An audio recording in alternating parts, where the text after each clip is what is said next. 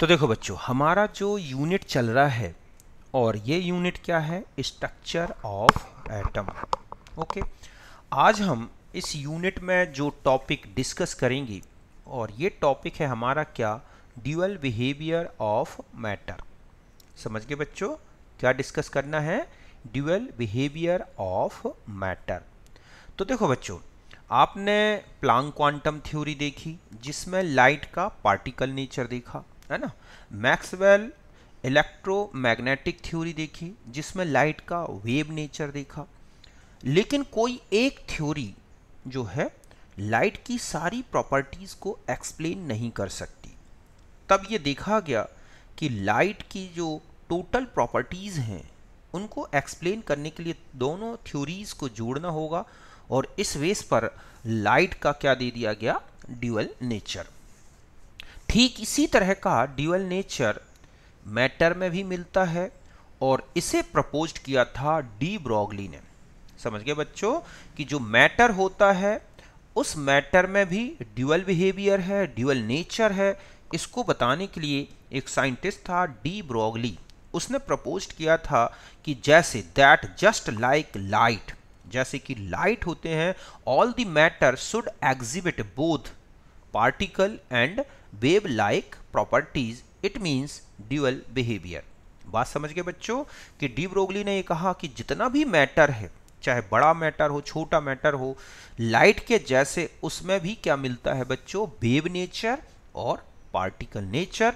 इसी को बोला गया मैटर का ड्यूअल बिहेवियर। समझ गए बच्चों कि एक ऐसी प्रॉपर्टी जिसमें मैटर अपनी पार्टिकल और वेव नेचर दोनों शो करे, हम उसे बोलते हैं ड्यूअल बिहेवियर। जैसे लाइट पार्टिकल्स में आपने देखा था वेवलेंथ भी होता है और मोमेंटम भी है ना। Just like light possess wavelength and momentum, all the matter including electron, protons, atom, ions, etc. should have wavelength and momentum। समझ गए बच्चों कि लाइट की वेवलेंथ होती है, पार्टिकल नेचर है, तो उसका मोमेंटम भी निकाला जा सकता है। जस्ट ऐसा ही किसके लिए दिया गया कि जो इलेक्ट्रॉन है, प्रोटॉन है, एटम है, आइंस है, मॉलिक्यूल्स हैं, उनमें भी एक वेवलेंथ होती है और उनमें भी मोमेंटम होता है। तो इस तरह से ये जो पार्टिकल्स आप देख रहे हैं, electron, protons, atom, microscopic particles, उनमें ड्यूअल बिहेवियर बिल्कुल अच्छी तरह से समझाया जा सकता है। तो डी ब्रोगली ने एक रिलेशन दिया था बच्चों कि पार्टिकल के साथ जो वेवलेंथ होती है और जो मोमेंटम होता है वो किस तरह से रिलेटेड है। तो इसने ये कहा था कि वेवलेंथ ऑफ पार्टिकल ये है equals to h upon M B, means हम इससे क्या लिख सकते हैं, h upon P, where p क्या है बच्चों यहाँ पर, मोमेंटम, ठीक है, मीन्स एम बी। तो ये रिलेशन था, जस्ट मीन्स ये हम कह सकते हैं कि जो वेवलेंथ है पार्टिकल्स की, पार्टिकल की जो वेवलेंथ है और जो उसका मोमेंटम है वो एक दूसरे के इनवर्सली प्रोपोर्शनल होते हैं। समझ गए बच्चों, इसी को बोला गया है डी ब्रोगली रिलेशन। ये रिलेशन डेराइव किया गया है प्लैंक क्वांटम थ्योरी और आइंस्टीन रिलेटिविटी थ्योरी को लेके। हमें उसना पूरा डेरिवेशन नहीं लेना बच्चों, क्योंकि इसमें न्यूमेरिकल प्रॉब्लम्स आती हैं जिसमें हमें ये फॉर्मूला अच्छी तरह से याद रखना है। समझ गए ना। तो डी ब्रोगली ने जो पार्टिकल के साथ वेवलेंथ एसोसिएटेड होती है और उसका जो मोमेंटम होता है उसका ये क्वांटिटेटिव रिलेशन दिया था, इसी को बोला जाता है डी ब्रोगली रिलेशन बच्चों। समझ गए ना, किसको बोलते हैं डी ब्रोगली रिलेशन, ये जो आपको मैंने रिलेशन लिख दिया इस तरह से। तो ये था डी ब्रोगली का कॉन्सेप्ट। अब पार्टिकल की अगर हमें काइनेटिक एनर्जी पता है और उसका मास पता है तो वेवलेंथ का ये भी एक रिलेशन बनता है पार्टिकल की एनर्जी और उसके मास से। Lambda equal to h root 2ke into M. आप इसको 1/2 mv square equal to kinetic energy का रिलेशन लेके डिराइव कर सकते हैं। तो हमें इन रिलेशंस को अच्छी तरह से याद रखना, क्योंकि काइनेटिक एनर्जी और इलेक्ट्रॉन के एक्सीलरेशन का एक रिलेशन होता है बच्चों कि ये होता है काइनेटिक एनर्जी ऑफ इलेक्ट्रॉन या पार्टिकल इक्वल्स टू, ठीक है, ईवी। तो इस वेस पर भी हम काइनेटिक एनर्जी की जगह ये रख सकते हैं इलेक्ट्रॉन वोल्ट में जो करंट है या बोल्ट में जो पोटेंशियल यूज़ किया गया है और उसका चार्ज, इलेक्ट्रॉन का या चार्ज पार्टिकल का चार्ज। तो इससे भी हम एक रिलेशन लैम्डा कैलकुलेट कर सकते हैं। अगर आप इलेक्ट्रॉन के लिए इसको यूज़ करोगे, समझ गए ना, तो ये है for electron H upon lambda 2e, ठीक है। और यहाँ पर V अगर हम हटा दें तो इसका इतना सॉल्यूशन निकलेगा बच्चों, समझ गए ना, कि अगर हम ये रिलेशन यूज करें lambda equal to H upon √2 MEV, तो V एक वेरिएबल क्वांटिटी है। अगर हम इसको हटा दें तो इलेक्ट्रॉन के लिए ये वैल्यू आएगी H अपॉन √2 ME की वैल्यू आती है 12.24 इंटू 10⁻⁻10 मीटर। तो इस फॉर्मूले को अगर हम यहाँ यूज कर दें तो ये निकलाएगी इलेक्ट्रॉन की वेवलेंथ, अगर हमें एक्सीलरेशन पोटेंशियल पता हो, समझ गए ना। तो इस तरह से एक्सीलरेशन पोटेंशियल का यूज करके, अब यहाँ पहले देख लें कि कौन कौन सी क्वांटिटी क्या थी बच्चों। H है प्लांक कांस्टेंट, M है मास ऑफ पार्टिकल, V में न्यू जैसा शो कर रहा हूँ, ये है वेलोसिटी ऑफ पार्टिकल, और यहाँ पर जो V यूज हो रहा है ये है पोटेंशियल डिफरेंस। E जो है चार्ज ऑन इलेक्ट्रॉन, जो कि हम जानते हैं इतना कूलम पर इलेक्ट्रॉन होता है, और काइनेटिक एनर्जी, ठीक है, जो जब एक्सीलरेट करते हैं इलेक्ट्रॉन को तो पोटेंशियल डिफरेंस पर डिपेंड करती है और इस तरह से रिलेटेड है। अगर आपको इलेक्ट्रॉन की वेव पूछ ले और एक्सीलरेशन पोटेंशियल दे दे तो इस रिलेशन का यूज कर सकते हैं। या एक रिलेशन और लें, अगर हम lambda 1 upon lambda 2 equal to root V2 upon क्या बच्चों V1, तो इससे हम दो वेवलेंथ, दो एक्सीलरेशन पोटेंशियल का रिलेशन निकाल सकते हैं, या हम किसी एक वेवलेंथ का कैलकुलेशन कर सकते हैं।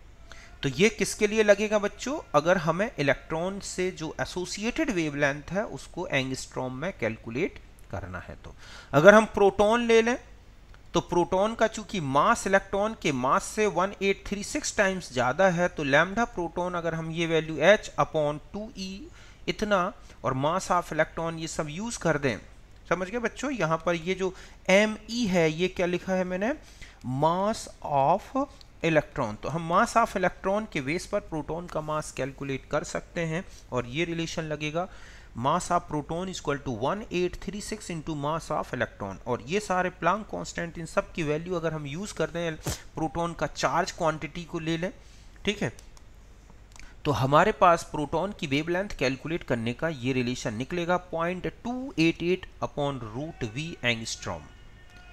तो इस रिलेशन से हम क्या निकाल सकते हैं, प्रोटॉन के एक्सीलरेशन पोटेंशियल से जो वेवलेंथ डेवलप होगी उसको।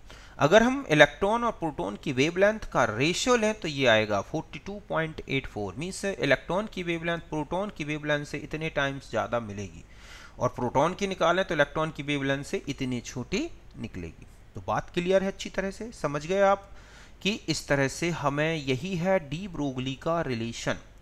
डी ब्रोगली ने जो पार्टिकल्स होते हैं, जो माइक्रोस्कोपिक पार्टिकल्स हैं, उनकी जो एसोसिएटेड वेवलेंथ है और उनके एक्सीलरेशन पोटेंशियल अगर वो चार्ज्ड हैं और यदि उनका मास है, एनर्जी है, काइनेटिक एनर्जी पता है, तो हम उनकी वेवलेंथ को कैलकुलेट कर सकते हैं। ये है डी ब्रोगली रिलेशन बच्चों, ठीक है। अब हम आते हैं कि कैसे शो कर सकते हैं कि कोई पार्टिकल ड्यूअल नेचर शो करता है। तो अगर हम इलेक्ट्रॉन के बारे में देखें कि इलेक्ट्रॉन का ड्यूअल नेचर देखें तो कहाँ दिखता है, तो electron show dual nature means particle as well as wave nature. तो देखो बच्चों, पार्टिकल नेचर की बात करूं तो electron possess mass, momentum, charge, density, specific charge. इसके अलावा अगर इलेक्ट्रॉन ZNS स्क्रीन से क्या होता है बच्चों, स्ट्राइक करता है तो वहाँ सेंटिलेशन, एक प्रकार की चमक आ जाती है जो एक पार्टिकल की प्रॉपर्टी से रिलेटेड है। तो ये सारी प्रॉपर्टीज जो हैं ये बताती हैं कि इलेक्ट्रॉन में पार्टिकल नेचर होता है। Electron possess mass, momentum, charge, density, specific charge and also produce scintillation on zinc sulphide screen. तो ये किससे रिलेटेड दिख रही हैं प्रॉपर्टीज बच्चों, पार्टिकल नेचर से। फिर आता है वेव नेचर। तो देखो वेव नेचर को, इलेक्ट्रॉन के वेव नेचर को जो जर्मर और डेविसन, दो साइंटिस्ट थे, इन्होंने जो प्रूफ किया है और ये देखा उन्हें कि जब इलेक्ट्रॉन को बहुत हाई एक्सीलरेशन पोटेंशियल में रखा जाए तो इलेक्ट्रॉन एक वेव की तरह, पार्टिकल की वेव की तरह वर्क करने लगता है और जो इलेक्ट्रॉन की वेव निकल के बाहर आती है उसकी वेवलेंथ लगभग एक्सरे की वेवलेंथ के आसपास आती है। क्योंकि X-ray is the electromagnetic radiation, so हम ये कह सकते हैं कि इलेक्ट्रॉन भी एक वेव बना रहा है, तो इसमें भी वेव नेचर है। और अभी आपने देखा है कि इलेक्ट्रॉन की वेवलेंथ अगर आपको निकालनी है तो ये फॉर्मूला लगा सकते हैं। अगर हम 15,000 का पोटेंशियल यूज कर दें, समझ गए बच्चों, कितने का, 15,000 का, तो आप देखोगे कि जो कैलकुलेशन में जो वेवलेंथ आएगी इलेक्ट्रॉन के लिए वो 0.1 एंगस्ट्रॉम की है, जो कि क्या है बच्चों, एक्सरे की वेवलेंथ के इक्वल है।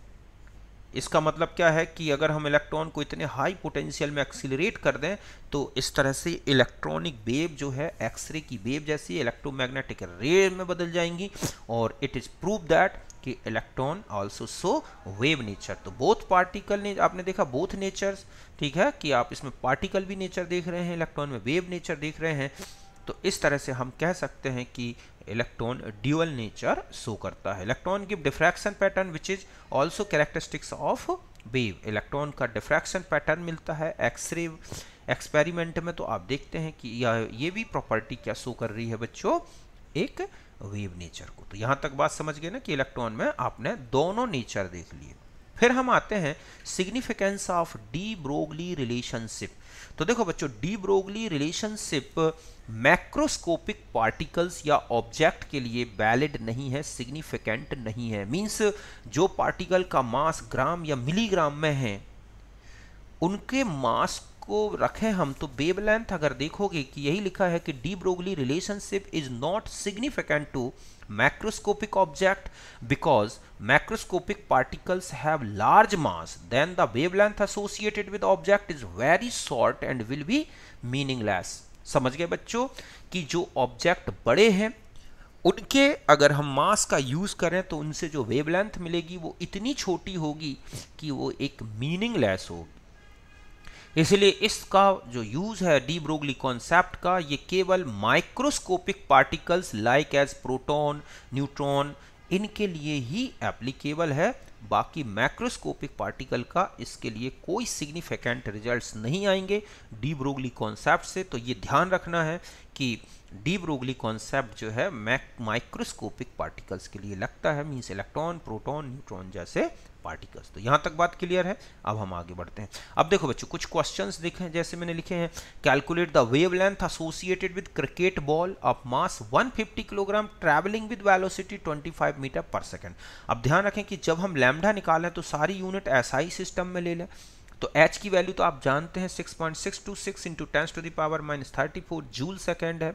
मास चूंकि हमें यहाँ ग्राम में था, हमने उसे किलोग्राम में चेंज कर लिया, और ये तो वेलोसिटी मीटर पर सेकेंड में है, तो ये कैलकुलेट किया तो लैम्डा ये आ रहा है, जो बहुत ही मीनिंगलेस वैल्यू है। इसीलिए हम ये कह सकते हैं कि क्रिकेट बॉल में भी लैम्डा जो होगी वो इतनी छोटी है कि हम उसे मेजर नहीं कर सकते। ओके, इसलिए इसके लिए ये वैलिड नहीं होगा। फिर है kinetic energy of electron is 4.55 into 10⁻⁻25 joule, calculate the lambda of electron. तो देखो बच्चों, डायरेक्ट हमें काइनेटिक एनर्जी दे रखी है, तो हम ये फॉर्मूला लगा देंगे h/√2m इंटू ke।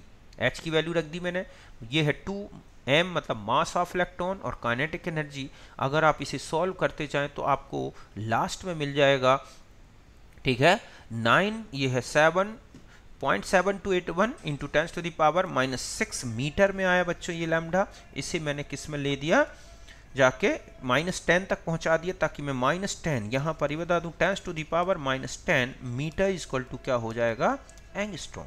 तो इस तरह से लैम्डा 7281 एंगस्ट्रॉम की मिलेगी। समझ गए ना, अगर उसकी एनर्जी, काइनेटिक एनर्जी इतने जूल पर इलेक्ट्रॉन है तो। यहाँ तक बात क्लियर है। और देखो, डी ब्रोगली रिलेशन का बोर थ्योरी से एक रिलेशन देख लेते हैं बच्चों। और भी बहुत सारे न्यूमेरिकल हैं बच्चों डी ब्रोगली के, उनको अच्छे से करें, इन्हीं रिलेशन का यूज होगा। अब एक रिलेशन आते हैं बच्चों, relation between de Broglie concept and bore atomic model.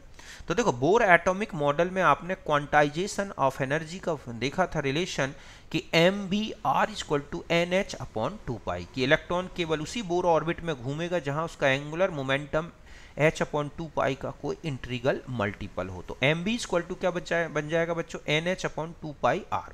अब हम डी ब्रोगली रिलेशन से ले लें कि lambda equal to H upon B, तो एम बी इक्वल टू क्या हो गया एच अपॉन लैम्डा। तो देखो यहाँ M B equal to N H upon 2 है और यहाँ M B equal to H upon lambda है। दोनों को कंपेयर कर दें तो हमारे पास आ गया एन लैम्डा इक्वल टू 2 ये क्या रिलेशन बता रहा है बच्चों, देखो 2 सरकमफेरेंस ऑफ, ये क्या है, ये जो वैल्यू है आप देख रहे हैं ये वाली वैल्यू है ना, तो ये क्या है बच्चों बोर ऑर्बिट की सरकमफेरेंस और एन नंबर ऑफ वेव्स हैं या कहें कि ऑर्बिट का नंबर है जिस ऑर्बिट में इलेक्ट्रॉन घूम रहा है जिसकी सरकमफेरेंस हमें लेना है और लैम्डा है उसमें इलेक्ट्रॉन की वेव। तो इसने ये कहा है कि the circumference of Bohr orbit, समझ गए बच्चों, equals to integral multiple of wavelength which associated with orbit. मतलब किसी ऑर्बिट में जो वेवलेंथ होंगी इलेक्ट्रॉनिक वेव्स जो बनेंगी वो हमेशा बच्चों ध्यान रखें कि किसी भी सरकमफेरेंस की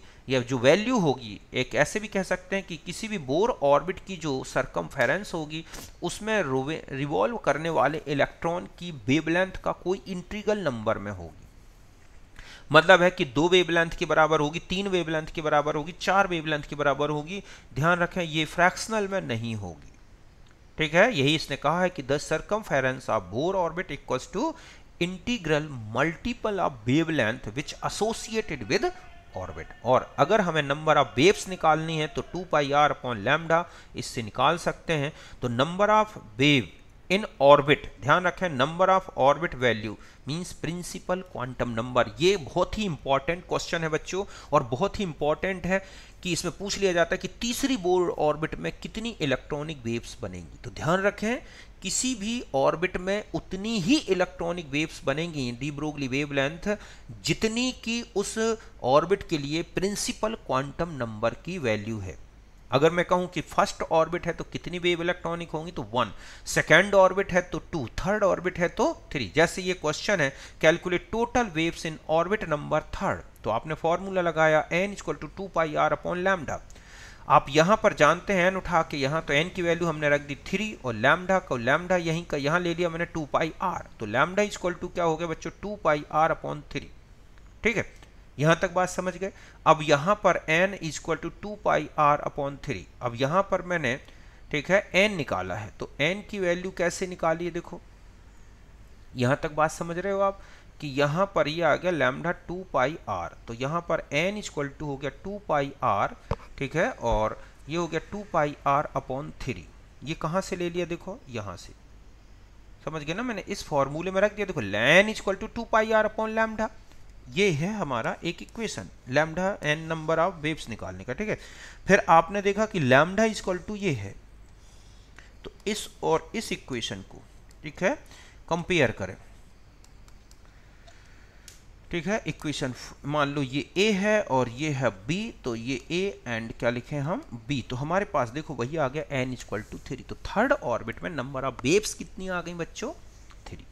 तो इस तरह से आपको इतना सा ध्यान रखना है कि किसी भी बोर ऑर्बिट में नंबर ऑफ वेव्स पूछ ले तो उतनी ही निकलेंगे जितना उसके लिए n का वैल्यू है। यहां तक बात समझ गए। तो ये था हमारा डी ब्रोगली कॉन्सेप्ट। तो इसमें 2-3 चीजें इंपॉर्टेंट है। एक तो डी ब्रोगली कॉन्सेप्ट कहाँ लगता है, तो माइक्रोस्कोपिक पार्टिकल में। बोर थ्योरी में कितनी वेव्स होंगी, बोर थ्योरी से इसका रिलेशन जिसमें आपको वेव्स बतानी है किसी भी ऑर्बिट में, जो मैंने आपको बता दिया, और फिर ये न्यूमेरिकल तो है ही उसके। अब हम आ जाते हैं बच्चों हाइजेनबर्ग अनसर्टेनिटी प्रिंसिपल, समझ गए ना, हाइजेनबर्ग अनसर्टेनिटी प्रिंसिपल। तो देखो बच्चों अनसर्टेनिटी प्रिंसिपल है क्या, एक होता है पार्टिकल की कॉन्जुगेटेड प्रॉपर्टीज, मतलब एक प्रॉपर्टी और दूसरी प्रॉपर्टी, किसी भी पार्टिकल की ऐसी 2 प्रॉपर्टी जो एक ऐसे रिलेटेड हो कि अगर एक की वैल्यू चेंज करें तो दूसरे की वैल्यू चेंज हो जाए, तो ऐसी प्रॉपर्टीज को हम बोलते हैं कॉन्जुगेटेड प्रॉपर्टीज। तो हाइजेनबर्ग ने जो पार्टिकल्स हैं जिनमें ड्यूअल नेचर मिलता है, मींस माइक्रोस्कोपिक जो पार्टिकल्स होते हैं उनके ड्यूअल जो है कॉन्जुगेटेड प्रॉपर्टीज का एक रिलेशन बताया था, उनके मेजरमेंट से रिलेटेड एक कॉन्सेप्ट दिया था जिसे हम बोलते हैं हाइजेनबर्ग अनसर्टेनिटी प्रिंसिपल। इसने क्या कहा है कि इट इज टू, पहले तो ये बता दूं कि रिलेटेड क्या है, it is related to measurement of position and momentum of microscopic particles. तो पहले तो ये बता दूं बच्चों कि हाइजेनबर्ग अनसर्टेनिटी प्रिंसिपल केवल और केवल माइक्रोस्कोपिक पार्टिकल्स के लिए दिया गया है जो ड्यूअल नेचर शो करते हैं, मींस इलेक्ट्रॉन, प्रोटॉन, न्यूट्रॉन जैसे पार्टिकल। देखो इसने क्या कहा है कि it state that the position and momentum of microscopic particles can not be determined simultaneously with accuracy और सर्टेनिटी। बात समझ गए बच्चों कि जो माइक्रोस्कोपिक पार्टिकल्स होते हैं उन पार्टिकल्स का एक साथ एक ही समय में उनकी पोजीशन और उनके मोमेंटम का कैलकुलेशन नहीं किया जा सकता एक्यूरेसी के साथ। मतलब जब वो मोशन स्टेट में हो कोई पार्टिकल, माइक्रोस्कोपिक पार्टिकल, तो आप उस पार्टिकल की पोजीशन और मोमेंटम को एक साथ एक ही समय में जो है एक्यूरेसी या सर्टेनिटी के साथ कैलकुलेट नहीं कर सकते। अगर ये कह रहा है कि अगर आपने, means that if the position of particle is known with certainty, ठीक है, या certainty, then its momentum will be uncertain. Or other hand, if momentum is calculated with certainty, then it is impossible to know position of particle with certainty। बात समझ गए बच्चों कि इसने ये कहा है कि अगर कोई पार्टिकल अपनी मोशन स्टेट में है, मतलब माइक्रोस्कोपिक पार्टिकल, तो एक ही साथ एक ही समय में आप उसकी पोजीशन और मोमेंटम को एक्यूरेट कैलकुलेट नहीं कर सकते। अगर एक बहुत अच्छे से कैलकुलेट कर लिया जाए, समझ गए ना, सर्टेनिटी के साथ, तो दूसरे के मेजरमेंट में उतनी ही ज्यादा क्या आ जाएगी, एरर। और अगर इसी तरह से वो कह रहा है कि अगर आप पोजीशन को बहुत सर्टेनिटी के साथ मेजर करते हैं तो मोमेंटम में क्या आ जाएगा, एक प्रकार का बहुत ज्यादा एरर आएगा, उतना ही ज्यादा। और अगर आप मोमेंटम को सर्टेनिटी के साथ कैलकुलेट करते हैं तो उसकी पोजीशन में उतनी ही ज्यादा अनसर्टेनिटी आ जाएगी। यही कहलाता है क्या बच्चों, हाइजेनबर्ग अनसर्टेनिटी प्रिंसिपल। जैसे आप चल रहे हैं, लगातार तेजी से चले जा रहे हैं, तो आप बोलें कि मैं यहां हूं, तो उसका मैं आपको अपने वेलोसिटी को चेंज करना पड़ेगा, तभी तो आप कहीं फिक्स खड़े होकर कह सकते हो ना कि मैं यहां खड़ा हूं। आप चलते चलते किसी को कह दें कि मैं चल रहा हूं, मैं यहां हूं, तो कोई कैसे पहचानेगा कि आप कहां, आप तो लगातार पोजीशन बदल रहे हैं। तो एक्यूरेट पोजीशन तब तक नहीं बता सकते ना आप अपनी, जब तक कि अपनी चाल या अपनी स्पीड को ना रोक दो। और अगर आप स्पीड को सही मेजर करोगे तो आपकी पोजीशन बदलेगी। तो यही इसमें हो रहा है कि इलेक्ट्रॉन में तो एक रिलेशन दिया था उसने कि अगर हम पोजीशन का मेजरमेंट कर रहे हैं, ठीक है, और उसमें जो एरर है, अनसर्टेनिटी जो है पोजीशन के मेजरमेंट में, अगर वो डेल्टा एक्स है, और इसी तरह से uncertainty in the measurement of momentum है, वो है डेल्टा पी, ठीक है। और एक ही ध्यान रखें, जिस पोजीशन में पार्टिकल है उसी पोजीशन में हमें मोमेंटम कैलकुलेट करना है। Delta X and delta B are in the same axis में आएंगे बच्चों, ठीक है। Then both are related to following equation कि delta X into delta P, ये कह रहा है कि इनका जो प्रोडक्ट है बच्चों ये कांस्टेंट होगा, मींस h अपॉन 4 पाई के इक्वल या उससे ज्यादा होगा। मतलब ये वैल्यू डेल्टा एक्स अगर बढ़ेगी तो डेल्टा पी की वैल्यू कम होगी, और डेल्टा पी की वैल्यू बढ़ेगी तो डेल्टा एक्स की वैल्यू कम होगी, मींस इनका प्रोडक्ट कांस्टेंट बना रहेगा। जैसे पी वी इक्वल टू के लिखते हैं ना हम, कि पी बढ़ाएं तो वी डिक्रीज होता है, वी बढ़ाएं तो पी डिक्रीज होता है, तो इसका मतलब है कि उनका प्रोडक्ट कांस्टेंट बना रहेगा। जस्ट इसमें भी बोल रहा है कि अगर आप पोजीशन के मेजरमेंट में बहुत ज्यादा एरर आ रही है तो मोमेंटम के मेजरमेंट में उतनी ही कम एरर होगी ताकि उनका प्रोडक्ट कांस्टेंट बना रहे। तो इस तरह से और आगे बढ़े, डेल्टा एक्स इंटू पी चूंकि मोमेंटम से रिलेटेड है तो ये हो जाएगा delta M into V X, तो h अपॉन 4 पाई, तो ये आ गया delta X into delta V h upon 4 pi M.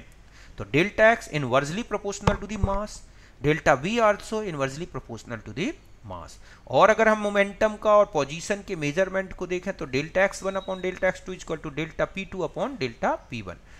ठीक इसी तरह से अगर दो पार्टिकल्स के डेल्टा एक्स और दोनों बराबर हैं तो ध्यान रखें उनके मोमेंटम की जो अनसर्टेनिटी है वो भी क्या आएगी बच्चों, सेम आएगी। मतलब दो पार्टिकल की पोजीशन में अनसर्टेनिटी अगर सेम आ रही है तो उनके मोमेंटम की भी अनसर्टेनिटी सेम आएगी। जैसे मान लो हीलियम है, हीलियम की पोजीशन मेजरमेंट में अगर पोजीशन में अनसर्टेनिटी मान लो 10 पिकोमीटर की है, ठीक है, और इलेक्ट्रॉन में भी सेम है, तो इलेक्ट्रॉन और प्रोटॉन, इलेक्ट्रॉन और हीलियम के मोमेंटम के मेजरमेंट की अनसर्टेनिटी भी बिल्कुल बराबर आएगी। ये बात ध्यान रखना है, ठीक है। और आगे ले लें तो delta x1 upon delta x2 equal to delta v2 upon delta v1 into m2 upon m1। जो अभी आपने ये रिलेशन देखे इसी से ले लिया ना बच्चों। देखो आप उठा के यहां पर डेल्टा v को इधर ला दो, डेल्टा x के इधर, तो इधर बन जाएगा। मतलब हम ऐसा भी लिख सकते हैं ना कि डेल्टा x, ठीक है, ये हो जाएगा h अपॉन 4 पाई m डेल्टा v। एक तो ये रिलेशन बन जाएगा, ठीक है। तो आप देख रहे हैं डेल्टा x और डेल्टा v इनवर्सली प्रोपोर्शनल है मास का भी, और डेल्टा v निकालना है तो h अपॉन 4 पाई m डेल्टा x ले लें। तो इस तरह से दोनों रिलेशन कर सकते हैं। तो यहां तक इनके न्यूमेरिकल होते हैं बच्चों। जैसे आपको ये लिखा है डेल्टा v ए 0.05, डेल्टा v 0.02, m भी दे रखा है 5 m के इक्वल है, तो इनका रेशियो क्या होगा, तो ये मैंने सॉल्व किया, ठीक है। अब आता है सिग्निफिकेंस ऑफ अनसर्टेनिटी प्रिंसिपल। इसका कहां पर सिग्निफिकेंस है बच्चों, तो मैंने देखा अभी आपको बताया था कि अनसर्टेनिटी प्रिंसिपल जो है वैलिड फॉर माइक्रोस्कोपिक पार्टिकल्स। समझ गए ना कि well defined position of electron in orbit not possible means the precise position of electron in the orbit is not correct. कि अगर हम इलेक्ट्रॉन का बोर थ्योरी मॉडल देखें तो उसने ये कहा था कि इलेक्ट्रॉन एक फिक्स एनर्जी लेवल में रोटेट हो रहा है, तो अगर वो मोशन स्टेट में है तो हम पोजीशन कैसे बता सकते हैं, क्योंकि उसका मोमेंटम, जब वो मोशन में है तो मोमेंटम सही अगर मेजर करेंगे तो पोजीशन नहीं बता सकते। इसलिए अकॉर्डिंग टू बोर थ्योरी के अनुसार इलेक्ट्रॉन की जो पोजीशन है वो न्यूक्लियस के चारों तरफ, ध्यान रखें, फिक्स नहीं है बच्चों। क्यों? क्योंकि ये अनसर्टेनिटी प्रिंसिपल ये कहता है कि इलेक्ट्रॉन जब अपनी मोशन स्टेट में है तो आप उसकी डेफिनेट पोजीशन नहीं बता सकते। इसीलिए बोर थ्योरी का कॉन्सेप्ट ये बिल्कुल गलत है कि इलेक्ट्रॉन एक फिक्स एनर्जी लेवल में लगातार रिवॉल्व करता रहता है, ऐसा नहीं है। इलेक्ट्रॉन ना न्यूक्लियस के चारों तरफ कहीं भी किसी भी डायरेक्शन में इस तरह घूमता रहता है बच्चों, इसलिए आप इनकी इलेक्ट्रॉन की फिक्स पोजीशन नहीं बता सकते, ठीक है। दूसरा है uncertainty principle is only significant to ठीक है, microscopic object not for macroscopic. ऐसा क्यों बच्चों? सपोज हम ये मान लें कि मास 10⁻³ ग्राम है या इतना किलोग्राम। अगर आप डेल्टा एक्स और डेल्टा वी का प्रोडक्ट निकालें, देखो ये कितना छोटा वैल्यू है जो मीनिंगलेस है, इनसिग्निफिकेंट है। इसलिए अगर हम इस तरह से मिलीग्राम वाले पार्टिकल को भी अगर हम अनसर्टेनिटी प्रिंसिपल में निकालें तो डेल्टा एक्स और डेल्टा वी का प्रोडक्ट जो आएगा, जो इतना कम आएगा, जो निग्लेजिबल है। Okay, this value is insignificant. अगर हम इलेक्ट्रॉन जैसे पार्टिकल के लिए लगाएं कि मास इतना है इलेक्ट्रॉन के लिए, तो अगर आप डेल्टा एक्स और डेल्टा वी का रेशियो निकालें, प्रोडक्ट निकालें, इसमें वैल्यू पुटअप करके इनका मास लेके बच्चों यहाँ पर इलेक्ट्रॉन के लिए delta X into delta V का इक्वल टू, ठीक है, h/4πm, तो आप देखोगे कि ये आएगा रिजल्ट जो 5 × 10⁻⁻5 मीटर स्क्वायर पर सेकेंड, जो कि क्या है बच्चों, ये बताता है ये रिजल्ट कि ये सिग्निफिकेंट वैल्यू है। तो ये माइक्रोस्कोपिक पार्टिकल के लिए तो बहुत सही है कि माइक्रोस्कोपिक पार्टिकल, लेकिन अगर मैक्रोस्कोपिक हैं तो हम पोजीशन उनके मास की अगर अनसर्टेनिटी देख रहे हैं या पोजीशन की देख रहे हैं या वेलोसिटी की, तो बहुत कम आ रही है, जो इनसिग्निफिकेंट है, ठीक है। अगर हम h/4πm फॉर इलेक्ट्रॉन के लिए निकाल लें बच्चों, तो ये वैल्यू आएगी 5.794 × 10⁻⁻5। इसके बेस पर फिर हमें अगर केवल डेल्टा एक्स पता है तो डेल्टा वी निकाल सकते हैं, डेल्टा वी पता है तो डेल्टा एक्स। जैसे if uncertainty in the position in 1 picometre calculate delta V for electron, तो आप जानते हैं delta X into delta V का प्रोडक्ट हमारे पास ये आ रहा है, ठीक है। बस डेल्टा वी निकालना है, यहां से यहां पहुंचा दो, इस तरह से आपका डेल्टा वी कैलकुलेट कर लेंगे। अब ये लिखा है कि what is the uncertainty in the locating the position of electron with speed 25 metre per second having uncertainty 0.1। तो देखो बच्चों 0.1 का मतलब क्या है कि आपको टोटल स्पीड दे रखी है 25 मीटर पर सेकेंड, तो इस 25 का 0.1% जो है वो है uncertainty in the velocity measurement. तो ये आ गई, बस फिर आप यहाँ डेल्टा एक्स की जगह डेल्टा वी की जगह रख दें, तो यहाँ पर आपको, ठीक है, डेल्टा एक्स की वैल्यू कैलकुलेट हो जाएगी। तो यहाँ पर हमारा क्या आ जाएगा, डेल्टा एक्स। तो ये आ जाएगी हमारी डेल्टा एक्स मीटर में। समझ गए ना कि पहले आपको इस स्पीड का जितना परसेंट दे रखा है वो निकाल लो और फिर आगे की कैलकुलेशन करना है। ठीक है। अनदर रिलेशन में एक और बता दूं बच्चों कि जो अनसर्टेनिटी प्रिंसिपल है उसमें एक रिलेशन और बता दें कि ये है x इंटू पी, जहां x क्या है बच्चों, पोजीशन मतलब डिस्टेंस, और p क्या है बच्चों, वेलोसिटी। ठीक है।